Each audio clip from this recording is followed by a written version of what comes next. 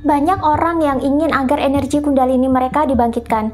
Bahkan di zaman dulu, orang sampai rela melakukan serangkaian ritual menyeramkan seperti upacara inisiasi yang banyak dilakukan oleh secret society misalnya, supaya energi kundalini mereka naik. Energi ini memang diyakini mampu memberikan manusia kemampuan kewaskitaan dan kesaktian yang tak banyak dimiliki oleh orang-orang awam. Selain itu, energi kundalini juga diyakini bisa membuat orang meningkat kesadarannya sehingga pengetahuan di alam semesta akan terbuka dengan sangat luas. Berikut dengan rahasia-rahasianya. Sejak ratusan tahun silam, Secret Society telah lama mengetahui rahasia ini, dan dengan pembangkitan energi kundalini pula lah mereka bisa memanfaatkan potensi mereka untuk menguasai dunia dari balik layar. Energi ini memang menakjubkan, tapi sayangnya hanya sedikit sekali orang yang menyadari resikonya. Pembangkitan kundalini bisa menyebabkan terjadinya sindrom kundalini yang sangat menyiksa dan merugikan. Sindrom kundalini juga tak hanya dialami oleh mereka yang kundalininya dibangkitkan orang lain, tapi mereka yang mengalami kebangkitan spiritual secara alami pun berpotensi mengalami sindrom kundalini. Apa saja ciri-cirinya? Mengapa sindrom kundalini ini berpotensi menyiksa diri dan menghancurkan kehidupan manusia untuk kesekian kalinya? Dan bagaimana cara mengatasinya? Tonton video ini sampai habis dan jangan lupa bagikan video ini kepada teman-teman yang membutuhkan.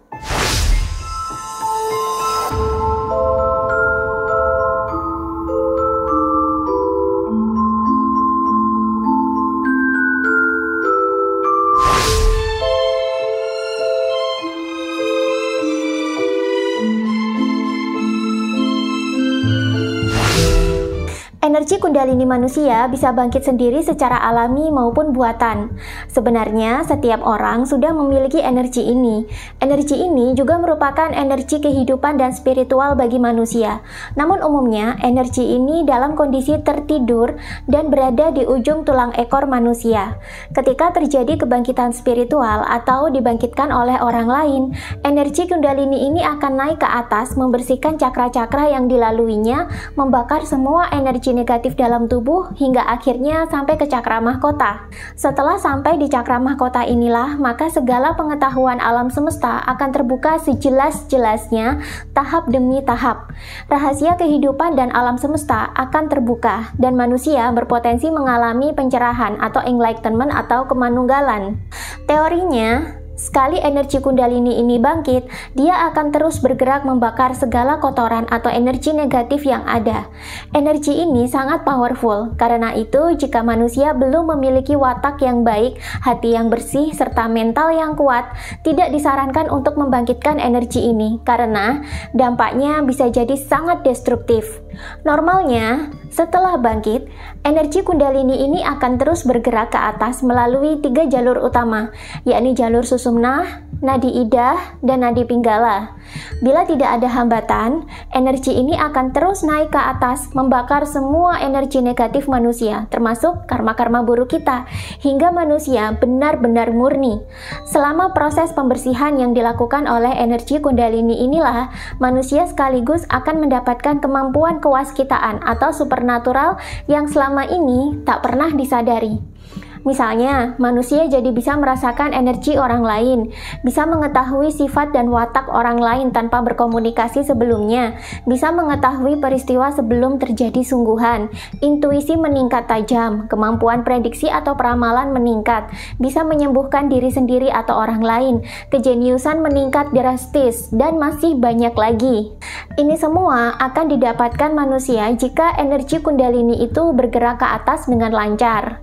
Namun, energi kundalini bisa menjadi sangat destruktif atau merusak ketika energi ini terhambat atau justru bergerak ke bawah atau menyalahi jalur yang seharusnya. Disinilah manusia mengalami yang namanya sindrom kundalini. Jadi, sindrom kundalini sebenarnya adalah peristiwa di mana energi kundalini manusia mengalami stuck atau terhambat, tidak bisa bergerak ke atas karena terhambat oleh energi negatif manusia. Energi negatif ini bisa berupa pikiran buruk, watak yang masih buruk, hati yang tidak murni, serta karma-karma buruk manusia. Ketika energi kundalini terhambat oleh timbunan energi negatif yang tebal, maka energi ini akan menekan ke segala arah menyerah dan mulai merusak diri manusia itu sendiri. Bahkan di beberapa kasus, energi Kundalini justru berjalan ke bawah dan semakin meningkatkan nafsu kebinatangan dalam diri manusia. Karena itu, normalnya jika manusia ingin membangkitkan Kundalini, dia harus belajar yoga dulu. Yoga yang dimaksud di sini bukan sekedar yoga olahraga seperti yang banyak ditawarkan di gym atau di lokasi-lokasi retreat yang ada di Bali. Tapi, yoga yang dimaksud di sini adalah pelajaran spiritual tentang hakikat hidup, moralitas, dan peningkatan kesadaran. Sekarang, banyak sekali master-master Kundalini dan guru-guru spiritual yang menawarkan pembangkitan Kundalini dengan beragam metode. Namun, belum tentu mereka mengajarkan yoga juga sebelumnya. Memang sih, ada metode yang membantu membangkitkan energi Kundalini orang lain yang cenderung aman, namanya Shaktivat. Tapi, seorang master Shaktivat yang bertanggung jawab tentu akan mengajarkan yoga terlebih dahulu sebelum membangkitkan. Minimal, ada pelajaran moralnya dulu. Banyak guru-guru spiritual yang asal membangkitkan Kundalini muridnya dengan tujuan mendapatkan kesaktian. Namun pada akhirnya, energi Kundalini mereka justru mengalir ke bawah dan semakin meningkatkan hawa nafsu muridnya. Akibatnya, sifat dan watak mereka itu semakin destruktif dan justru semakin jauh dari moralitas.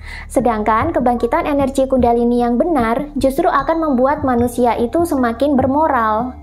Sindrom Kundalini mungkin tidak akan begitu destruktif jika kalian mengalami kebangkitan spiritual secara alami, sebab kalian sudah mengalami pemurnian sebelumnya dan sudah pernah mengalami titik nol, di mana di sini pikiran, perasaan, ego, nafsu, dan hasrat sudah tidak mendominasi dalam diri manusia, alias sudah mengendap. Selanjutnya, energi Kundalini tinggal membersihkan sisa-sisa karma buruk atau energi negatif yang ada, sampai manusia benar-benar murni dan berpotensi mengalami pencerahan. Namun, bagi yang belum pernah mengalami spiritual awakening secara alami atau energi Kundalininya dibangkitkan oleh orang lain, ketika mengalami sindrom Kundalini, ini bisa menjadi sangat destruktif atau merusak. Ciri-ciri manusia yang sedang mengalami sindrom Kundalini antara lain: 1. Ada aliran panas atau dingin yang merambat di sepanjang tulang punggung. Aliran ini umumnya tidak mengganggu, tapi bagi yang mengalami sindrom Kundalini, aliran ini bisa sangat mengganggu dan membuat manusia tidak nyaman. Yang kedua, terjadi sakit di bagian-bagian tubuh tertentu dan lokasinya ini berpindah-pindah. Yang ketiga, jatuh sakit dalam waktu yang lama dan cukup menyiksa. Namun, saat diperiksakan ke dokter, tidak bisa ditentukan dengan jelas ini penyakit apa. 4. Terjadi getaran, kram, atau kumpulan hawa panas di bagian-bagian tubuh tertentu, seperti perut, bagian bawah, atau kaki, yang datangnya ini tiba-tiba, lalu hilang-hilang sendiri. 5. Detak jantung meningkat, jadi sering berdebar dan was-was. 6. Mengalami susah tidur atau insomnia selama berhari-hari. 7. Merasa kewalahan, depresi, atau tertekan karena sebab yang tidak jelas. 8. Konsentrasi dan daya ingat menurun. 9. Sering mendengar bunyi melengking di telinga atau justru merasakan hampa. 10. Emosi menjadi tidak stabil, sering ke-trigger oleh omongan atau perilaku orang lain. 11. Merasakan energi negatif orang lain dengan sangat mudah, dan ini mengganggu kenyamanan diri sendiri. 12. Merasa hidup sendirian dan terasing, atau merasa sendirian dan tidak memiliki teman yang sefrekuensi. Padahal di sekitarnya masih ada banyak manusia, dan kalau dipikir-pikir, mereka juga sebenarnya bukan orang yang jahat. Tapi kita jadi mudah tidak nyaman dengan orang lain, merasa tidak sefrekuensi, sehingga lebih memilih untuk menyendiri. 13. Tiba-tiba menjadi sangat sensitif terhadap suara, cahaya, atau bau-bauan. Tiba-tiba jadi bisa mendengarkan suara-suara dengan volume kecil. Tiba-tiba jadi benci suara ramai dan keras, atau bahkan merasa tersakiti telinganya ketika mendengar suara teriakan atau kegaduhan. Kadang manusia juga jadi suka silau, padahal sebelumnya normal-normal saja. Kadang jadi suka melihat kilatan cahaya di sekitar, namun ada juga yang justru melihat bayangan atau kabut-kabut gelap di sekitarnya. Ada juga yang tiba-tiba jadi merasa mencium bau-bauan tertentu. 14. Mengalami penglihatan mistik. Misalnya, jadi bisa melihat hantu, jin, atau entitas energi yang lain. 15. Terkadang badan bergerak sendiri tanpa disuruh. 16. Tiba-tiba ingin tertawa sendiri tanpa sebab yang jelas. Ini bisa jadi menyehatkan karena tertawa bisa terjadi saat manusia mengalami rasa bahagia yang sangat besar. Bagi yang kundalininya bangkit, rasa bahagia ini bisa datang dengan sendirinya tanpa perlu sebab eksternal. Namun, jika manusia tidak bisa mengontrol reaksinya, seperti tiba-tiba tertawa lepas di depan publik, manusia ini bisa dianggap gila. Selain itu, jika diperiksakan ke psikolog atau psikiater, biasanya malah dianggap mengalami skizofrenia. 17. Merasakan gejolak aneh yang membuat hidup jadi tidak tenang. 18. Merasa hidup justru terombang-ambing dan tidak punya arah. 19. Mengalami ledakan nafsu kebinatangan, seperti menjadi semakin arogan, agresif, pemarah, menjadi semakin manipulatif, bahkan ada juga yang justru mengalami hypersex. 20. Trauma-trauma masa lalu yang belum sembuh kembali bermunculan dan ini mengganggu kehidupan. Pada dasarnya, ketika manusia mengalami sindrom kundalini, yang diserang itu tidak hanya tubuh fisik saja, tapi juga emosi. Karenanya, ketika manusia mengalami sindrom kundalini, biasanya kemampuan berpikirnya jadi berkurang dan emosinya justru meledak-ledak kembali atau jadi tidak stabil. Manusia juga jadi sering tidak nyaman, jadi sensitif, sering khawatir, dan ini biasanya berdampak secara sosial. Banyak orang yang ketika mengalami sindrom kundalini, mereka justru menarik banyak sekali masalah baru ke dalam hidup mereka. Ini karena daya pikir dan emosi mereka tidak stabil. Makanya, orang yang mengalami sindrom kundalini biasanya juga berbarengan dengan mengalami masalah hidup baru, seperti bertengkar dengan orang lain, bermasalah dalam bisnis, menarik diri dari pergaulan, terlilit hutang, dikejar-kejar debt collector, bermasalah dalam karir, terjebak dalam praktek ilmu hitam atau sihir, atau justru malah menjadi seorang psikopat atau narsistik atau Machiavelli, yang mana ini justru membahayakan dan merugikan orang lain. Lalu apakah sindrom kundalini bisa diatasi? Pada dasarnya sindrom kundalini bisa dicegah bila yang pertama, manusia mengalami kebangkitan spiritual secara alami. Tapi ini pun bukan jaminan kalau manusia akan terbebas dari sindrom kundalini sama sekali. Hanya saja ketika manusia mengalami kebangkitan spiritualnya secara alami, maka sindrom kundalini yang terjadi justru cenderung kecil atau tidak berat, atau paling tidak masih bisa diatasi sendiri. 2. Membangkitkan kundalini dengan jalur yang aman dan didampingi oleh guru spiritual atau master kundalini yang benar-benar bertanggung jawab. Jika kalian ingin membangkitkan kundalini, sebaiknya carilah guru spiritual atau master kundalini yang benar-benar bertanggung jawab. Guru spiritual atau master kundalini yang baik biasanya tidak akan mau secara serampangan membangkitkan kundalini orang lain. Sebelum kundalini dibangkitkan, maka jalur-jalur kundalini, yakni jalur susumna, nadi ida, dan nadi pinggala ini sudah harus bersih terlebih dahulu dari segala energi negatif. Biasanya, seorang guru atau master ini akan melakukan pembersihan energi terlebih dahulu sebelum membangkitkan kundalini si murid. Dan biasanya, sebelum proses ini dilakukan, mereka juga mengajarkan yoga terlebih dahulu. Atau kalau tidak, mereka mengajarkan pengetahuan moral dan spiritual terlebih dahulu sebelum membangkitkan kundalini sang murid. Sebab, bila si murid belum lulus yoga atau belum lulus pelajaran moral, kundalini yang dibangkitkan justru akan menjadi sindrom dan membawa malapetaka bagi si murid itu sendiri. Dan setelah dibangkitkan, pastikan guru atau master yang membangkitkan ini mudah untuk dihubungi di kemudian hari. Bukannya malah mempersulit murid dengan misalnya menarik bayaran-bayaran yang fantastis setelah pembangkitan selesai dilakukan, atau memperlakukan syarat-syarat yang sangat berat lainnya.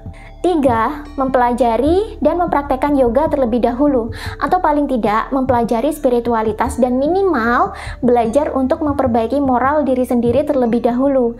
Minimal segala hawa nafsu dan sifat buruk manusia ini sudah bisa diatasi. Jika manusia membangkitkan kundalini dalam kondisi masih memiliki banyak sifat buruk dalam diri, ini akan berakibat fatal. Tapi, jika sudah terlanjur mengalami sindrom kundalini, bagaimana cara mengatasinya? Tentu saja sehingga harus dibersihkan jalur-jalur energinya. Untuk pembersihan ini, kalian bisa pergi ke guru spiritual atau master Kundalini yang mumpuni untuk minta dibersihkan, atau kalian juga bisa meminta bantuan kepada orang lain yang sudah lebih dulu naik Kundalininya dan sudah lebih tinggi kesadarannya. Cara ini tergolong cepat namun beresiko. Resikonya adalah kita tidak bisa memastikan orang yang kita mintai tolong itu benar-benar orang yang bertanggung jawab dan kompeten. Banyak juga kejadian sekarang orang yang kita anggap guru atau master itu baik dan kompeten di awalnya. Namun beberapa bulan kemudian dia kehilangan kemanusiaan dan menunjukkan sifat predator yang sangat buas. Tipe orang seperti ini saya menyebutnya sebagai predator spiritual. Dan tipe orang seperti ini banyak sekali beredar dan aktif mencari mangsa. Yang jadi mangsa ya para pejalan spiritual yang masih lemah atau yang sedang mengalami masalah. Lalu, apakah kita bisa membersihkan jalur Kundalini kita sendiri sehingga sindrom Kundalini segera teratasi? Bisa, tapi ini butuh kesabaran, ketelatenan, dan keikhlasan. Caranya adalah sebagai berikut. Yang pertama, perbaiki pola makan. Perbanyak makan tumbuhan atau nabati dan kurangi memakan hewan, sebab makanan dari daging hewan ini menyimpan banyak nafsu kebinatangan yang energinya ikut termakan di tubuh manusia. Ini hanya akan mereduksi sifat welas asih manusia dan menurunkan kesadaran. Sebaiknya perbanyak makan sayuran dan buah. 2. Olahraga secara teratur. Olahraga secara alami akan meningkatkan kebahagiaan manusia, sebab saat tubuh bergerak, tubuh akan membuat hormon-hormon kebahagiaan bekerja aktif dan mensekresikan banyak hormon kesenangan di tubuh, sehingga kita secara alami akan merasa enteng, tenang, dan bahagia. Olahraga juga akan membakar lemak-lemak jahat di tubuh, dan ini secara tak langsung berdampak ke pembersihan jalur Kundalini juga, sebab lemak jahat penyebab beragam penyakit yang menyita kesehatan ini jadi dibersihkan. Olahraga juga tidak harus yang berat-berat kok. Olahraga bisa dimulai dari yang ringan-ringan seperti berjalan kaki, bersepeda sekuatnya, jogging santai, atau yoga. Nantinya, seiring dengan semakin sehatnya kalian, dengan sendirinya kalian akan bisa mendengar permintaan tubuh mau olahraga apa. Pada dasarnya, tubuh kita itu tahu apa yang dia butuhkan. Kita cukup meluangkan waktu untuk mendengar mereka bicara. 3. Banyak meditasi dan kontemplasi. Meditasi ini sangat berguna dalam menetralisir energi negatif dalam tubuh. Sebab ketika kita meditasi, kita cukup hadir sebagai pengamat saja. Dan nantinya segala pikiran, perasaan, nafsu, dan ego kita yang negatif, mereka akan mengendap dengan sendirinya. Demikian juga dengan kontemplasi. Jadi tak masalah jika selama masa sindrom Kundalini kalian jadi merasa tidak nyaman dengan orang banyak dan cenderung ingin menarik diri dari sosial. Kalian bisa ambil momen ini untuk banyak-banyak meditasi. Biasanya ketika kalian mulai sembuh dari sindrom Kundalini, dengan sendirinya kalian akan punya intensi untuk bergaul kembali. Justru kalian akan kembali ke masyarakat dalam kondisi yang lebih fresh dan energi yang lebih positif. 4. Mandi air laut atau air garam. Air laut sangat terkenal dalam melarutkan energi negatif. Jika kalian dekat dengan pantai yang bersih, tak ada salahnya mencoba untuk berenang atau bermain air di pantai. Tanpa berenang pun, cukup dengan menghabiskan waktu di pantai saja, energi negatif sudah tereduksi. Tapi, jika kalian jauh dari pantai, kalian bisa lakukan mandi air garam sendiri di rumah.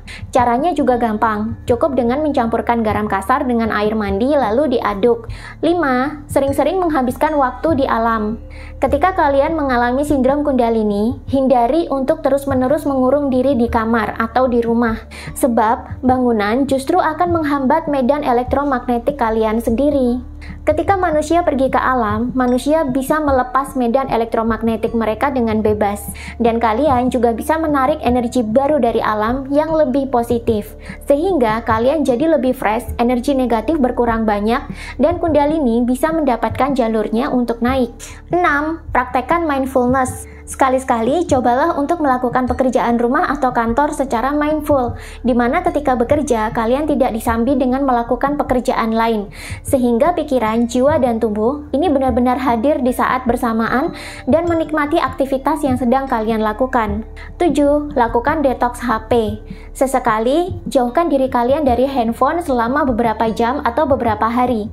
Handphone kadangkala memancarkan medan energi yang bersifat destruktif, dan seringkali ketika bermain handphone, manusia berada pada pose yang salah, seperti bermain handphone sambil tiduran atau terlalu menunduk, sehingga ini hanya akan semakin merusak jalur energi dalam tubuh.